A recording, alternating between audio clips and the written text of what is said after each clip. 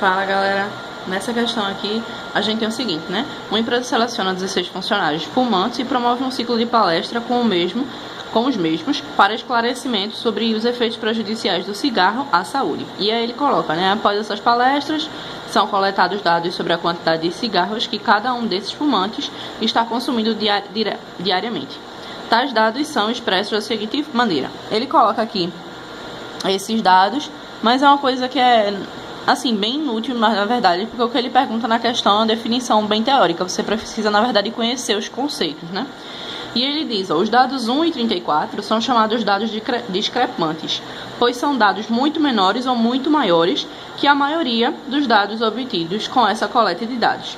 E aí ele pergunta, né? Pode-se afirmar que, bom, os cálculos da média e da mediana e da moda, ele está colocando aqui, não sofrem influência dos dados discrepantes. Bom, pessoal, se a gente for analisar aqui, ó, 1 e 34 são dados que não acontecem, né? Só acontece uma vez aqui o 1. E eles entrariam, se a gente fosse colocar isso aqui em ordem, aqui no começo e aqui no final, respectivamente. Claro que esses dados aqui já não estão arrumados, mas, enfim. De toda forma, a gente teria que a mediana não ia se alterar, porque a gente ia ter que ir acrescentar dois termos aqui, então os termos centrais iam acabar se mantendo. E como ele fala aqui depois, né, o da moda também não se altera, porque o 1 só vai acrescentar aqui. Na verdade, a gente tem mais números que se repetem, como é o caso do 13 e do 12, que se repetem bem mais do que duas vezes, como é o caso do 1, que só se repete aqui uma vez. Então, a gente iria acrescentar. E o 34, que só se repete aqui duas vezes, né, se fosse contar também com esse outro discrepante que a gente adicionasse. E o outro que ele fala é referente à média. Só que a média, pessoal, quando a gente soma dois números assim, tão grandes ou tão pequenos, ela vai interferir sim nesse valor aí da nossa média, né? Bom, ele continua dizendo aqui o seguinte, na letra B. O cálculo da mediana não sofre influências dos dados. Isso é falso, a gente já viu, já comentou isso anteriormente. Então, A tá errada. A letra B também tá falsa.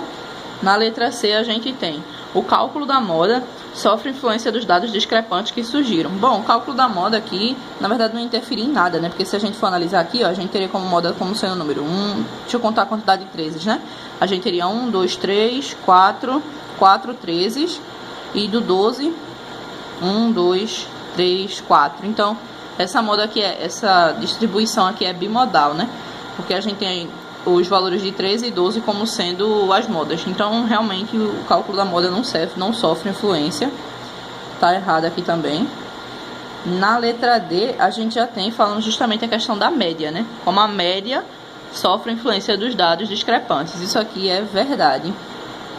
Porque se a gente adicionar aqui esses dois números, ou muito grandes ou muito pequenos, somar e dividir por 2, na verdade, isso vai alterar a nossa média, né? Para mais ou para menos. E na letra E, de acordo com os dados brutos acima, podemos afirmar que os mesmos é amodal. Na verdade, ele não é amodal, ele é bimodal, né? Pelo fato de o 13 se repetir a mesma quantidade de vezes que o 12. Então, nossa letra E aqui também está errada. Nossa alternativa, então, para confirmar, está lá na letra D.